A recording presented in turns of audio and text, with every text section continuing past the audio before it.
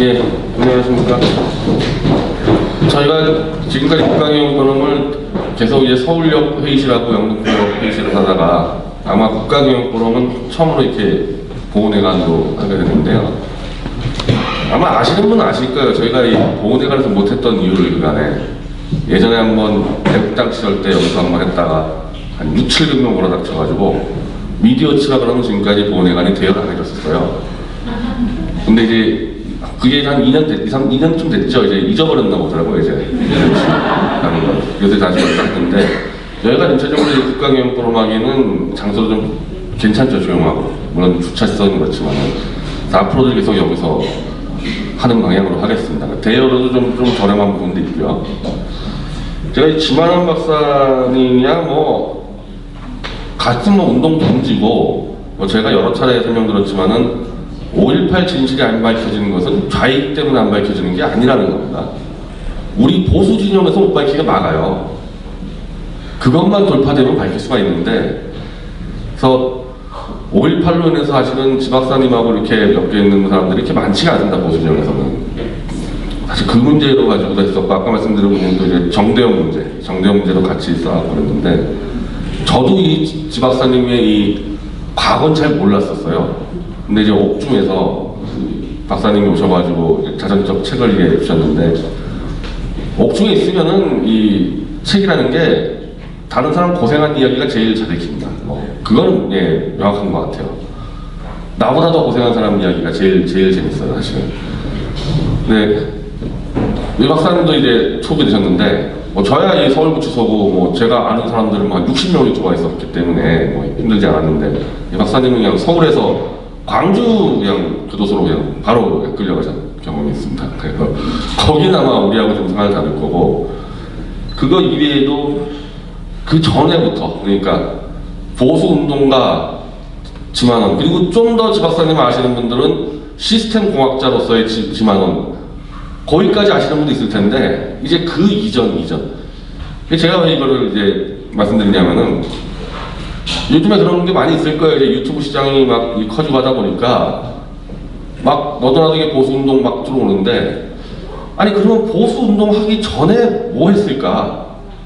뭐 하다가 갑자기 이 판에 들어와서 보수 외치느냐? 아마 좀 궁금한 부분 많을 거예요. 이런 부분들이. 저는 그걸 다 따져볼 필요가 있다고 생각합니다. 과연 뭘 하다가 이 국가가 망하니까 내가 한번 몸을 던져봐야 되겠다 이렇게 된 건지를.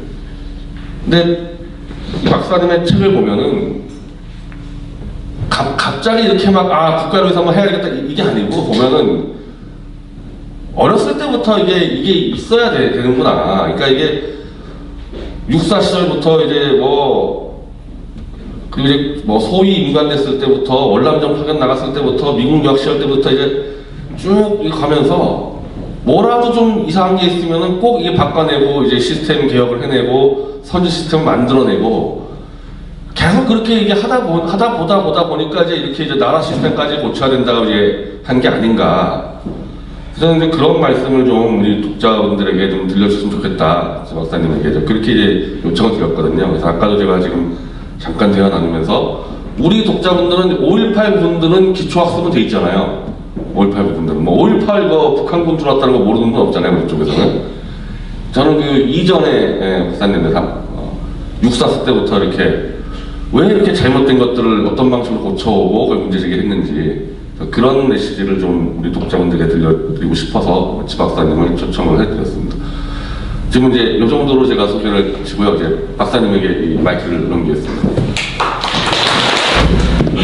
뚝성무지개 책을 읽으면서요, 아마 대한민국 국민들은 지만원 하면 다 이 보수주의에게 훨씬 이렇게 다른 인식을 지금 하고 있을 텐데, 박사님이 군사평론가로 활동할 때만 하더라도 한겨레 신문이 좌익인지 몰랐다는 그 대목이 좀 나오는 것 같아요.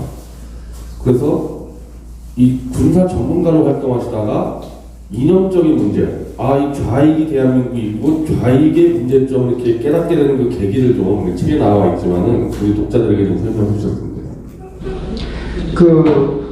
저는 그 이념 문제 이런 거에 되게 눈을 뜨게 떴습니다. 제가 김대중 씨가 제가 영신 미국에서 와가지고 얼마 안 된 시점이었는데 그 안양 쪽에 이제 빌라에 살았어요. 12.5평이니까 그 왜 빌라 있잖아요. 거기에 이제 살고 있었는데 거기다가 사람을 보내가지고선 그 꿀 항아리하고 30만 원 하고 이제 해가지고 와서 아태재단에 와서 강의를 해달라. 그래서 이 사람이 빨갱이라고 그러는데 어떤 사람이 가서 강의를 그런가 하고 그 강사들의 면면을 보니까 그냥 괜찮아요. 그래서 이제 제가 거기 갔죠. 가가지고 거기서 이제 학생들이 평가를 했는데 제가 가기 전에는 그 임동원이가 항상 1등을 받았는데 제가 간 다음에 임동원이는 2등이 되고 제가 이제 1등이 됐어요. 그 다음서부터 김대중이가 엄청 저를 좋아해요. 이거는 아주 저를 전부 빨아들일 듯한 그런 그 애정의 눈으로 이제 저를 이렇게 하면서, 항상 사람들 여럿이 앉을 때는 저를 맞은편에 앉든지 아니면 옆에 앉든지 그래가지고 말동무가 이제 되게 하고, 그러면 제가 그 김대중 옆에서 박정희 대통령의 경제를 어떻게 부흥시켰다고 하는 그 모델을 얘기를 하는데 딴 사람들이 들으니까 재미있거든. 그러니까는 다들 깔깔대고 웃고 그러니까 김대중 앞에서 제가 박정희를 칭찬을 했으니까 그 정도로 제가 모르는 거예요. 모르고 이제 한겨레도 이제 저한테 이제 이 칼럼을 자주 요청을 했고 말지에서도 이제 그랬고 그런데 사람들이 기자들이 점잖고 그래가지고 그런 거는 몰랐는데 김대중이가 대통령이 되면서 북한을 지원하는 데에서 배를 1999년 11월 13일인가 막 그래 북한에 배 보내고 그랬잖아요. 그래서 10사람이 가도 50만 명 간 거, 100사람이 가도 50만 명 간 거, 그래가지고 곱하기 300불 이렇게 해주는 데서 저는 진짜 빨갱이다 그러고 제가 소리를 쳤더니 그때서부터 이제 미워하기 시작합니다. 그러니까 대통령이 돼가지고도 저를 장관을 하라고 4사람을 보냈어요. 저 때 장관을 하라고. 김상현 그 국회의원을 포함해가지고 그 청와대 수석들, 박근목 수석이는지 그 안보 수석이었는데 제가 그런 걸 전부 싫다고 그랬어요. 그때 제가 기업체에 다니면서 받는 그게 제가 참 강의 이런 거 연구 이런 거 좋아하잖아요. 그러니까는 가서 대통령 앞에 가서 받아 쓰고 이런 거 치사하잖아요. 그러니까는 저는 항상 이 창의적인 거 그런 거를 이제 하기 때문에 창의적인 사람은 그런 거 오라 그래도 안 가요. 그래서 저는 한 달에 제가 좋아하는 거 하면은 수입이 1,000만 원씩 들어오는데 거기 장관 오면 그때 당시 400만 원 이제 받고 액수로 따질 거는 아니지만은 그리고 그게 자유스럽지 않은 게 싫었고 그래서 이제 그걸 제가 안 갔습니다. 안 갔는데 이게 대한민국의 우익은요 모든 정부가 우익이었어요. 정부가 좌익을 때려잡았어요. 근데 김대중 시대 때부터 우익이 새로 탄생한 거예요. 그 김대중 시대에 제일 먼저 탄생한 우익이 집안원이에요. 그러니까 그때도 한겨레 말지 이런 게 저것저 빨갱인가 그런 거 몰랐었어요. 나중에 알았어요. 나중에. 그래서 저도 모르고 간첩들하고 손잡고 다니고 그랬대요. 모르고. 그러니까 김대중이가 저를 그렇게 최고라고 그러고 김대중은 다니는 데마다 지겨서 최고라고 했어요. 다니는 데마다. 제주도 가서도 그러고.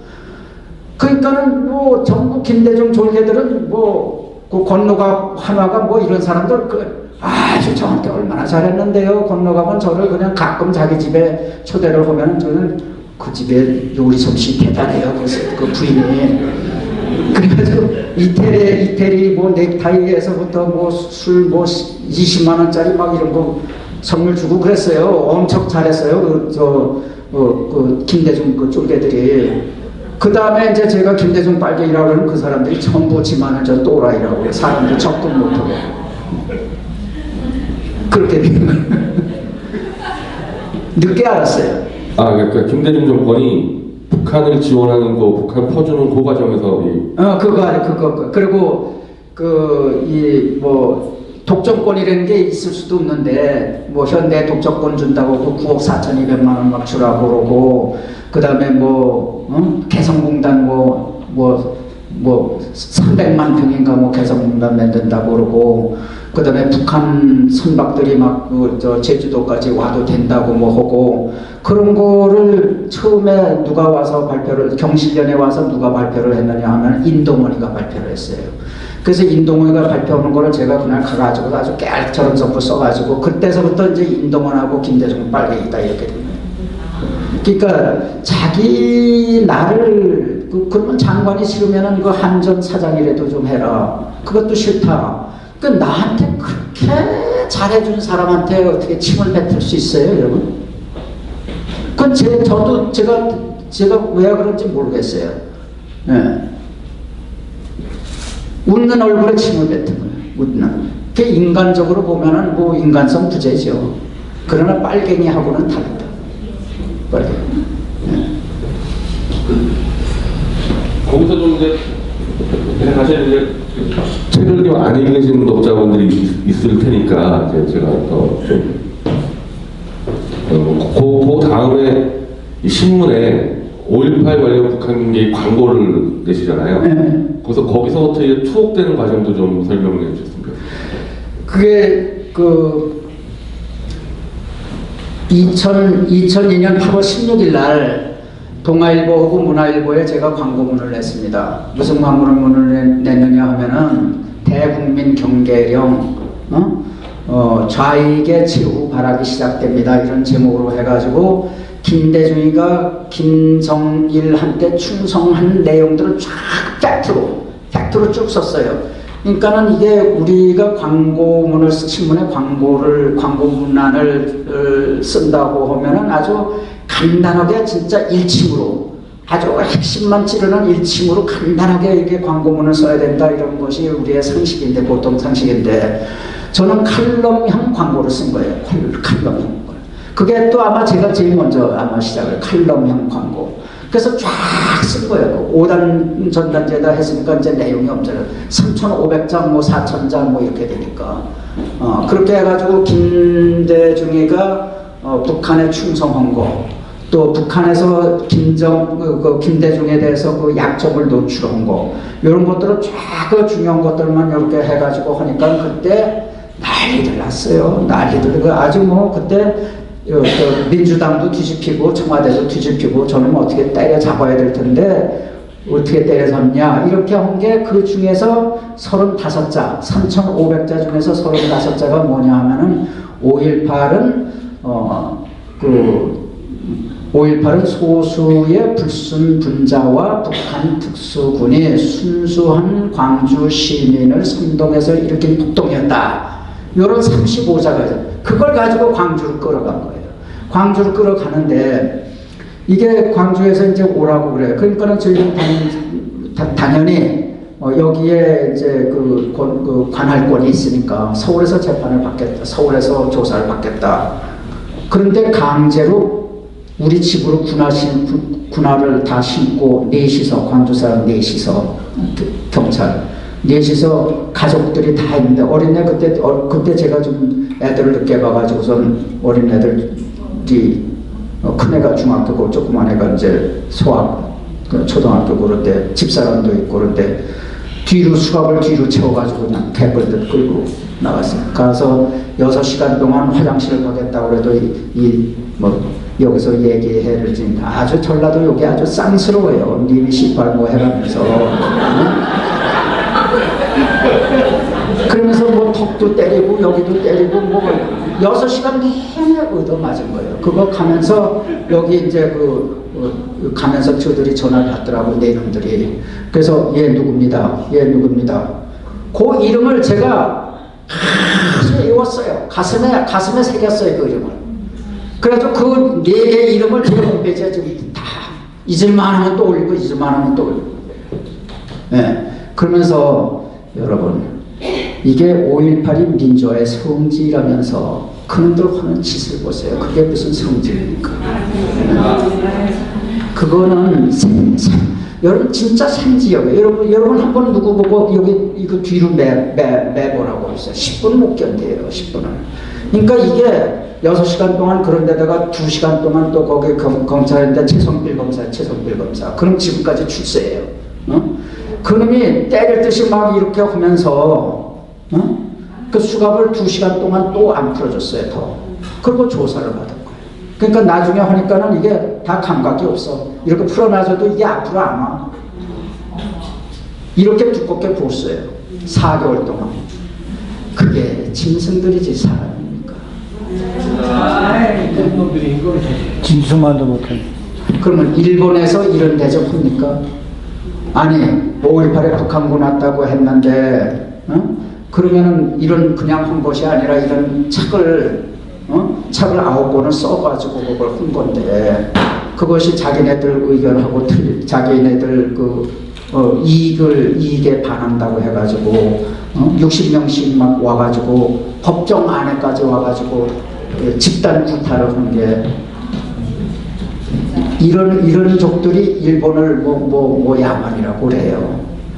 여러분 옛날에 그 하얼빈에서 우리 안중근 선생이 이등박문을 쏴죽였을 때 우리가 일본이 안중근 데려다가 줄이 들었어요. 빨간 인두로 찢었어요. 재판이 이거 하잖아요. 검사가 있고 변호사가 있고 판사가 있잖아요. 일본이 이런 거예요. 근데 이놈들은 법정에까지 와가지고 엊그저께 2016년 5월 달에 법정에까지 와가지고선 신성한 법정에서 사람을 때려요. 그러니까 저놈들이 얘기하는 건 전부 거짓말 아니에요. 저런 놈들이 어떻게 이렇게 역사를 왜곡하면서 일본 보고 역사를 왜곡한다고 그래요. 5.18 재판에서 분명히 박근혜 정권 초기에 지박사님이 대법원에서 승소를 하지 않았습니까? 그거는 그게 이제 그렇게 해서 이제 광주에 2002년도에 끌려갔고 제가 이제 이 수사기록으로 본 12.12와 5.18이라고 하는 제목으로 책 4권을 썼는데 그것이 2000페이지 정도 돼요. 2000페이지. 근데 그거를 내니까 그걸 가지고 또 2번째 고소를 한 거예요. 광주 놈들이. 그거를 했는데 그때는 이 전사모 회원들이 많았어요. 전사모 회원들이 다 나서서 내 역성을 다 든 거예요. 그러니까 그놈들을 다 고소를 한 거예요. 광주 놈들이. 그러니까 나 혼자 같으면 또 광주를 끌고 갔어요.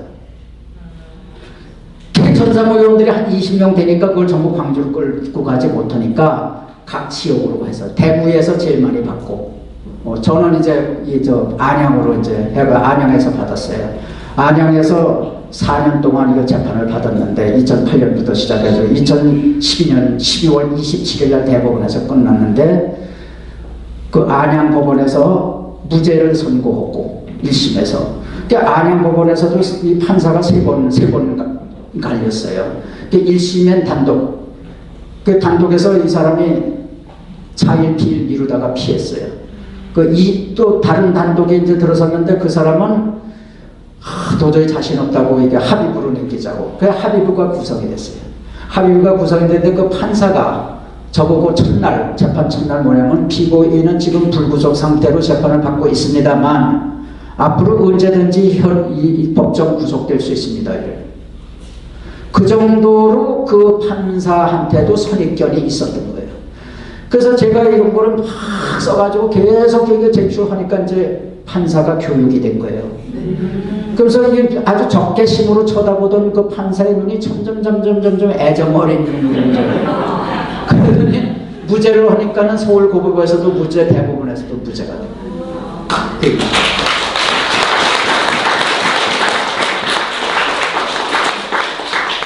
그래 대법원에서 무죄가 됐다고 하는 거는 5.18이 북한군이 했다 하는 정도의 의사표현이 가능해진 거예요.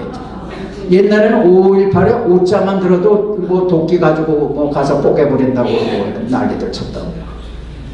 그만큼 이제 5.18에 대해서 성곽이 이제 성역이 이제 무너진 거예요.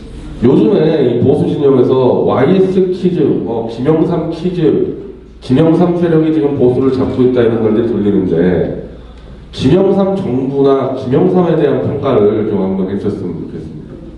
김영삼에 대한 평가? 네, 김영삼 정부와 김영삼에 대한. 김영삼은 한마디로 잡놈이에요.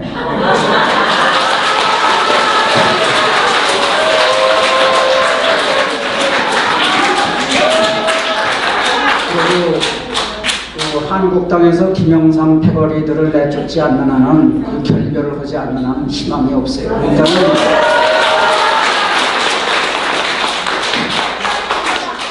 그러니까는 숫자가 중요한 것이 아니라 소수 정예로 시작을 하면은 그 소수 정예에 대한 그 이미지에 모든 국민들이 힘을 실어주고, 그러니까 소수 정예로만 일단 만들면은 그것이 커지는 거는 시간 문제라고 저는 생각해요. 근데 이걸 짬뽕을 해가지고 있으면은 그 거기에 애정이 아예 안 가니까 좀 그렇겠지만. 이건 좀 잠정으로 석탄을 치셨는데 조금만 더 김영삼 정권 성격을 좀 구체적으로 좀 구체적으로? 예, 이게 학습이 필요한 거기 때문에 5.18을 한 게 제일 잘못이에요. 5.18 그게 김영삼이가 저게 장놈인데 노태우도 장놈이에요. 노태우. 그 전에 이제 무슨 얘기들이 있었느냐 하면은 이제 뭐 우스갯소리인데 전두환하고 노태우하고 이제 그 룸사롱에서 그 술을 먹다가 이제 깡패들이 이제 쳐들어왔는데 아주 나쁜 깡패들이 쳐들어왔는데 잠바 벗고 그리고 나서서 붙는 사람은 전두환이고 그 붙어서 싸우는 동안에 화장실로 도망가는 놈은 노태우고 그런 얘기 유행했었어요. 실제로 그래요. 근데 이제 1989년에 이제 노태우가 당선이 됐죠. 1989년. 87년. 네. 어?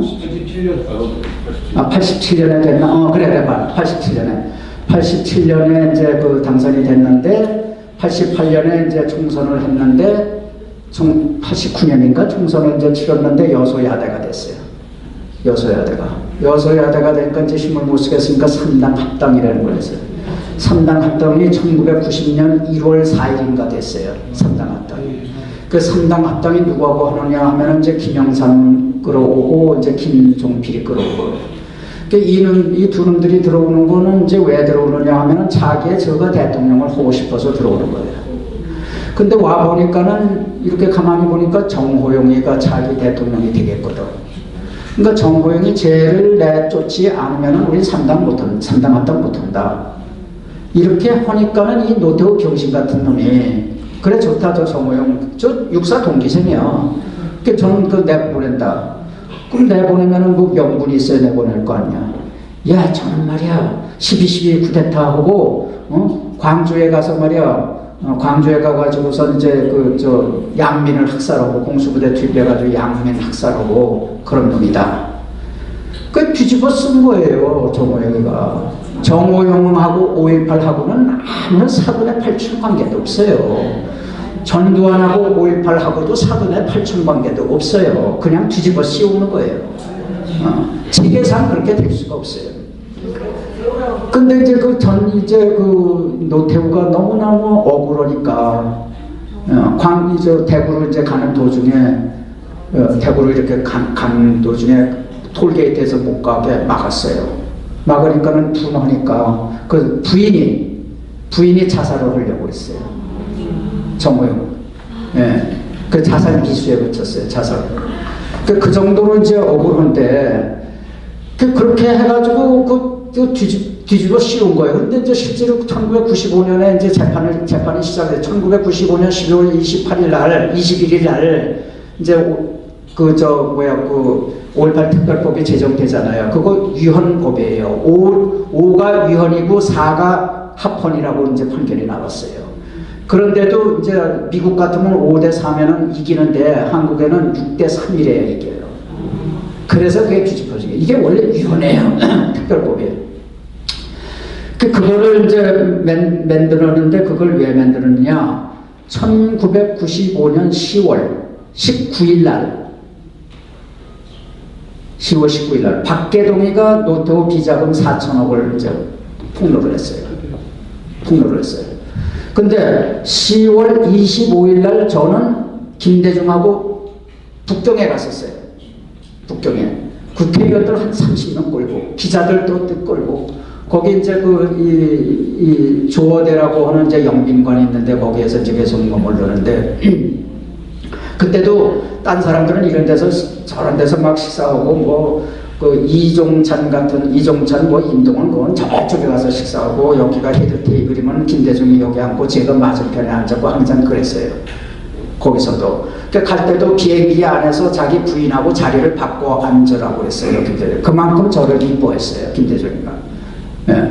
근데 김대중이가 그때 25일 날 이제 갔는데 27일 날 박계동이는 19일 날 발표를 했고 25일 날 우리는 북경에 갔고 27일 날 김대중이가 자기 아무한테도 의논을 하지 않고 내가 노태우로부터 20억 원을 받았다. 20억 원을 이렇게 폭로한 거예요.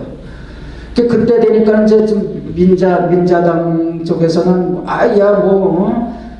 그 20억만 받았겠냐? 20억 플러스 알파다. 그거 아무것도 아니죠.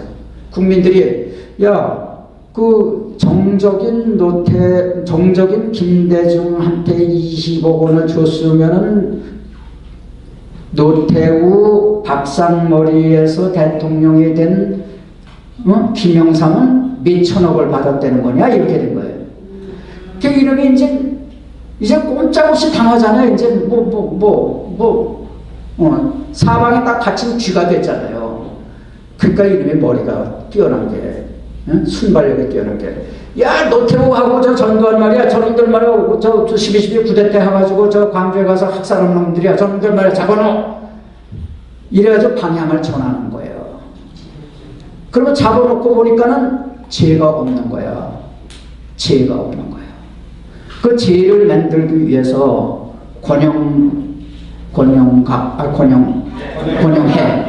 권영해가 육사 15기로 또 육사 15기 중에 권정달이 있어. 민정당 사무총장으로. 그거 육사거든. 그거 둘이, 이 권영해는요 아주 더러운 놈이에요. 진짜 더러운. 그 김영삼 아들한테 저저긴. 진짜 개혁해. 정권의 개혁. 그러면 하나에 다 없애고. 그리고 자기가 중앙정부라는 게 뭐 공작하는 게 중앙정부가 아니야. 공작해가지고 위험에 빠져 있는 김영삼을 도와야 되는 거 아니에요. 그 김영삼, 노태우, 그 전두환한테 죄가 없으면은 김영삼이 당하는 거 아니에요. 죄 없는 사람을 가뒀으니까. 그러니까 어떻게든지 죄를 만들어야 되는데 그 공작을 권영해가 했는데 권영해가 누구를 끌어들여야 되면 이 권정달을 거짓말을 시킨 거예요. 거짓말하게. 전두환한테 집권 시나리오가 있었다. 집권하려고 하는 계획이 있었다. 이래가지고 죄가 만들어진 거예요. 그런데 그 심부름을 홍준표 그 자식이 했다.